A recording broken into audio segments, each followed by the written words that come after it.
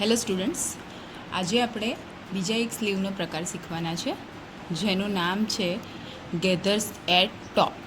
હવે આ સ્લીવમાં શું કરવાનું છે, આપણે બેઝિક સ્લીવ જે છે એ લઈ લેવાની છે આ રીતે પેપર કટિંગમાં, અને ગેધર્સ એટ ટોપ એટલે કે આ જે આપણી સ્લીવ છે એનું આ બોટમ કહેવાય. બરાબર, આ આપણું બોટમ છે ને આપણું ટોપ છે. Okay, top and bottom. Gathers at top એટલે આપણે કે ટોપ પર આપણે ગેધર્સ લેવાના છે. તો એના માટે શું કરવાનું છે, તો એના માટે આ રીતે પહેલાં આપણે માર્કિંગ કરવાનું છે અમુક ચોક્કસ અંતરે. ખાલી જે આ ટોપના ભાગમાં, આ જે આપણો આર્મ હોલનો ભાગ જાય છે ત્યાં નથી જવાનું આપણે. બરાબર, 3 કરીએ. જો વધારે ગેધર્સ જોતા હોય તો વધારે તમે કટ કરી શકો છો.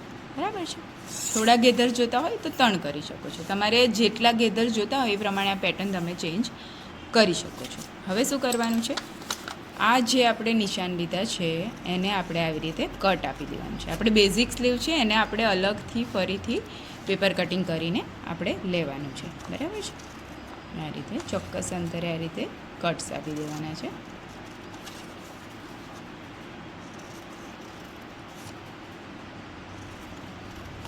ફૂલ કટ નથી કરવાનું, આવું હાફ કટ કરવાનું છે. હવે શું કરવાનું છે, આ જે આપણા કટિંગ થઈ ગયા, બરાબર છે, જો એને આપણને બ્રોડ કરવામાં તકલીફ થતી હોય તો તમે એ કટ્સ જે છે એને થોડા વધારી શકો છો. બહુ નથી વધારવાના કે આખું એ છૂટું જ પડી જાય બોટમથી. બરાબર છે, થોડા આપણે વધારીશું જેથી આપણે ગેધર સરખી રીતના એનું પેટર્ન બનાવી શકીએ એના માટે. ઠીક છે, થઈ ગયું. હવે આપણે આ રીતે એને ખુલ્લા કરીશું. જે આપણે કટ્સ લીધા છે જોઈ શકો છો તમે, અને તમે એનાથી પણ કરી શકો છો સેલોટેપ લગાવીને કાં તો પિન લગાવીને. બરાબર છે, જો તમને ફાવે તો આવી રીતે ડાયરેક્ટ પણ કરી શકો છો. જોઈ શકો છો આપણે શું કર્યું છે, આ જે ટોપ છે એને આપણે વધાર્યું છે, એટલે કે એને આપણે થોડું વિડ્થમાં વિડ્થમાં એનું થોડું વધારી લીધું છે. બરાબર છે, ને પછી હવે જે આપણું માર્કિંગ અહીંયાથી આપણે કરેલું છે તો એ સ્લીવ આ રીતે દોરી લેવાની છે બંને સાઈડે. જોઈ શકો છો તમે. બરાબર છે, અને બોટમ જે છે એ તો આપણું સેમ જ રહેશે. આનું આપણે સેન્ટર માર્ક કરવાનું ભૂલવાનું નથી. બરાબર છે, સેન્ટર માર્ક કરી લેવાનું. અને હાઇટ પણ એની જે છે તમારે વધારવી હોય તો તમે વધારી શકો છો. એટલે કે જ્યારે આપણે આ રીતે કરીએ છીએ તો આનું માર્કિંગ ક્યાં જાય છે, અહીંયા જાય છે. તો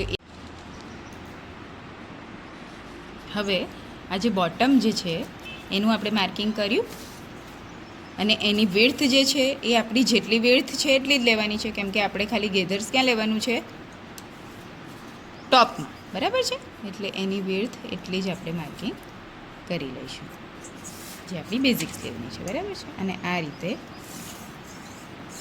અહીંયા એનું માર્કિંગ હતું તો આ રીતે એને સાઈડથી આ રીતે કરી દઈશું. બરાબર, અને બોટમ લાઈન દોરી દઈશું.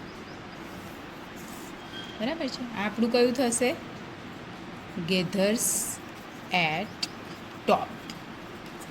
બરાબર છે, આ બધા જે છે પફ સ્લીવના અલગ 3 રીતે પફ સ્લીવ બને છે. તો આ ગેધર્સ એટ ટોપ જે અત્યારે બહુ ટ્રેન્ડિંગ છે અત્યારે આ સ્લીવ, તો એ તમે ટોપમાં જ્યારે ગેધર્સ કરવું હોય તો તમે આ રીતે કરી શકો છો. એની લંબાઈ તમે ઓછી વધારે કરી શકો છો. ઠીક છે, તો આપણું આ થયું ગેધર્સ એટ ટોપ.